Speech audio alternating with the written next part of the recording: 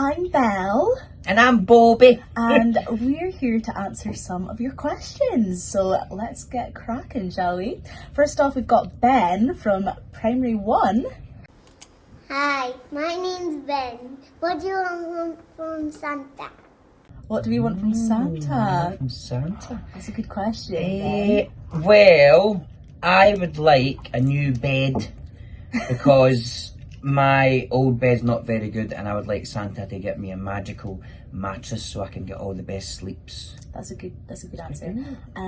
I have asked Santa for some new gloves to keep me cozy and maybe a new scarf to match. Something that'll just make me feel nice and warm. And chocolate's always great too. Chocolate. Always chocolate. Okay, next we have Poppy. Okay. My name is Poppy. What's your favourite princess movie? Favorite princess movie? I mean, I can't not say Beauty and the Beast. That film's very special to me because me and my own mum at home would watch that all the time when I was growing up. So yeah, I'd probably say Beauty and the Beast. And Belle, I just like the fact that she was so excited by going to this huge massive library and like having loads of books all around her, because I was a wee bookworm when I was little as well. So yeah, that's mine.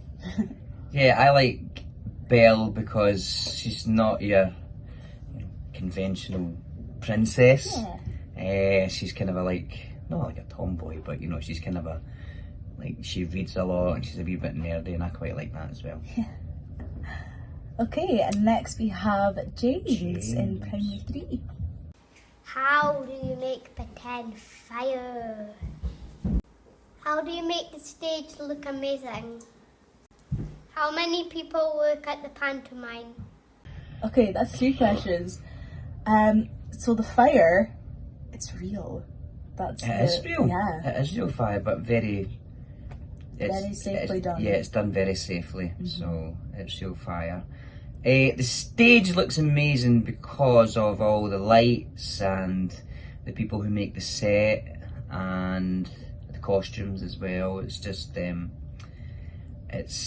a lot of work that goes on behind the scenes to make it look like that. We're just very lucky to stand there. Yeah, I know.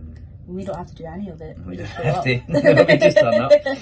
And what was the last one? How many people work? How many people work? Yeah, so there is about 13 crew all in.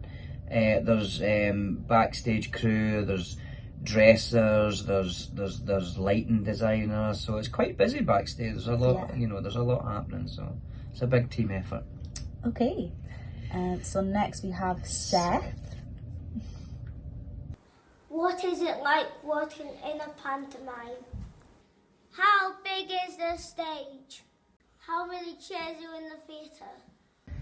Okay, so what is it like working a pantomime? I mean, for me, I'm having a great time up there. All the dancing and singing and all the costumes and lights, it just makes it feel a lot of fun, especially because we get to interact with you in the audience. And it feels like, we're just all one big happy family having a good time. But I know for you, Bobby, it's a bit different because you've got a lot of tricks and things to learn and remember, right? We've got a lot of lines. Well, we've all got a lot of lines to learn, but there's basically for me as an actor, it's a dream come true to do panto, because there is nothing better to see the look on the kids' faces when they see the costumes and boo the baddie and all that sort of stuff. So for me, it's the reaction of the kids and also the adults and the audience that make it for me. So it's a dream job. Yeah. And how big is the stage? That was one thing that we forgot to ask Didn't about. actually check, but it's pretty big. It is, yes. It's pretty big backstage. It's very deep, and it's also raked, so it's kind of slopes down a little bit, so you can see us all better than if it was like a flat stage. But it's pretty big. I don't know what I would compare it to be honest. Like maybe, I don't know, like, I don't know, maybe the gym hall in school, like that's that's a pretty good big. idea. Absolutely. Yeah, it's pretty big. yeah. And the last one, how many chairs are there in the theatre? We found that out, and there is 1,400 chairs in the whole theatre. A lot. Yeah. A lot. A lot of bums on seats. Yeah, that's what we want. Okay, so now we've got Gracie from Primary 4. Hi, my name is Gracie and I've got a question. How did you feel when you couldn't perform last year because of the Wicked King coronavirus? The Wicked King coronavirus, well done. It made me feel very sad because, you know, like I say, it's just such a dream job to do, and it's a tradition to do panto every year, and to have that taken away from you was very hurtful. So I was very sad. Yeah, me too. It was such a shame that we weren't able to perform and go in theatres again, but it just makes it all the more special when we come back and we can actually be all together for you again. Yeah. Okay, thanks Gracie. Cheers, pal. So now we've got Marley. Hi, my name is Marley and I've got a question. How long did it take you to make the wigs and the costumes? Hi Marley, that's a really good question. So I spoke to the costume team and they told me that in terms of finding all the costumes, because sometimes we share them from different pantomimes across the country, and then sourcing the wigs as well, that can take a year. Like from the end of the last panto all the way to the next panto, they're constantly looking for the right thing. But if they're making a costume from scratch, I was told it would take about a week. So that's still quite a long time and a lot of work. Yeah, but great question. Okay, and then we've got Archie. Yeah. Hi, my name is Archie. My question is, have you ever forgotten your lines on stage? And if so, what did you do? I've never forgotten a line, darling. I have forgotten a line on stage, but when you do it in panto, it's okay because you can make fun of it, you can make a joke of it and think of something else. But when you do it in a serious play, it's not so much fun because, you know, the audience aren't expecting you to make a mistake in a serious play, if you like. So yes, I have forgotten my lines and I've made something up and it's just been funny. Yeah. Okay, Kayla. Hello, Kayla. Hi, my name is Kayla. Do you ever get nervous before a performance? Good question. Oh. Yeah. I don't think it matters how long you've been performing for, that you can still get quite nervous. Yeah, absolutely. I think I was quite nervous doing this show after the past couple of years we've had and not really been performing that much. Yeah, totally. And then coming back to it and you get a bit insecure. Can I still do it? Am I still good at it?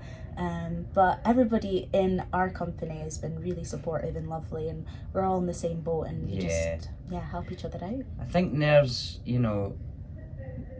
are a good thing because they keep you alert, they keep you focused, they keep you on your toes. And for me, when you're nervous about just before you go on stage, that's a good thing because it shows that you really care about what you're about to do and you want to do it justice and you want to do a good job. So nerves are a good thing, but you know, sometimes it can get into the back of your mind where you think, you know, like Danielle was saying, because you've not done it for a long time, you think, oh, I don't know if I can do this, it's been so long, but you know, we're all in the same boat, so we've all been really supportive of each other, so yeah. Friends! Nervous friend. Okay. Next one. Hi, my name is Marcus and my question is, has there been any serious malfunction that has stopped the show?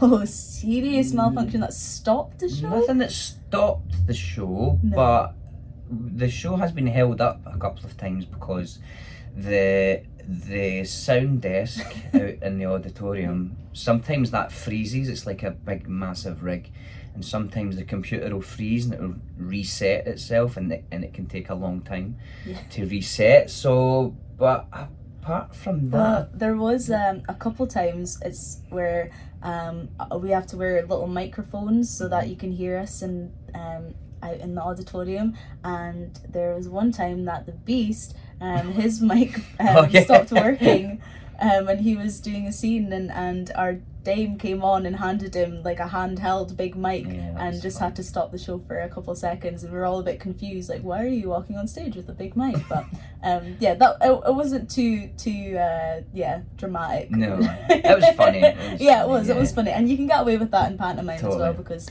we just talk to each other. So okay, Cara. Hi, my name is Cara, and this is my question. How long does it take to do hair and makeup? For me, it doesn't take too long. I'd say about 5 minutes, really. Really?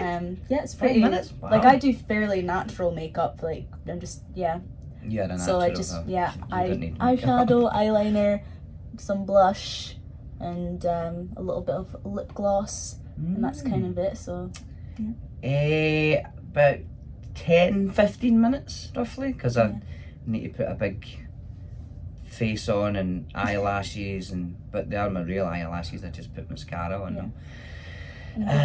And blush, a wee bit of powder, rosy cheeks, and so about 10-15 minutes for me. I also asked our dame Bella Buchan, and she said that it can take 20 minutes sometimes, because she's got like big lashes that she paints on, and like big rosy cheeks and lips and like a beauty spot and all that, but if we're pressed for time, then she can do it in 10. So she wanted to make sure that you do that too.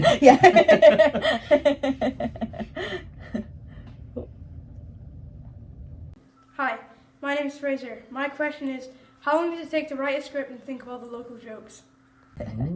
Okay, that's a great question. So for our script, I've been told that for the whole process of writing the first draft of it and then sending it away and then getting it back and rewriting it and going back and forth can take from towards the end of the previous panto up until October the next year, so about 10 months, which is a really long time. But it's not just constant writing, it's back and forth. But that's a really great question. That is a good question. Yeah. Hi, my name is Indy, and my question is, are the rehearsals tough work, and how long does it take to learn all the songs and lines? Good question. It is tough work, because it can be long days, and you're doing a scene like maybe 4, 5, 6 times, and it can get a bit knackering. But I suppose in terms of learning the lines, when you run a scene more than once, it kind of helps you learn it. It seems to stick in the head, but it is hard work, but it's worth it in the end when you get on stage and do it.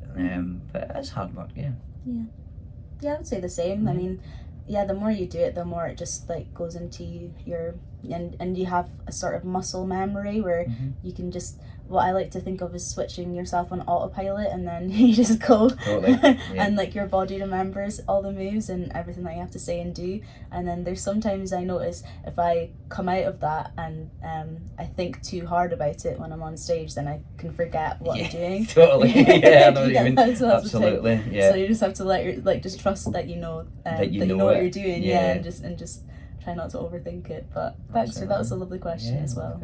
Okay, I think that's everybody. So thanks so much for sending them in. It's been really nice to see all your faces on our screen and chat to you in a way. I hope that was helpful in some way. Yeah. And have a Merry Christmas when it comes. Merry Christmas. Okay, bye. Bye. Bye, pals. Merry Christmas!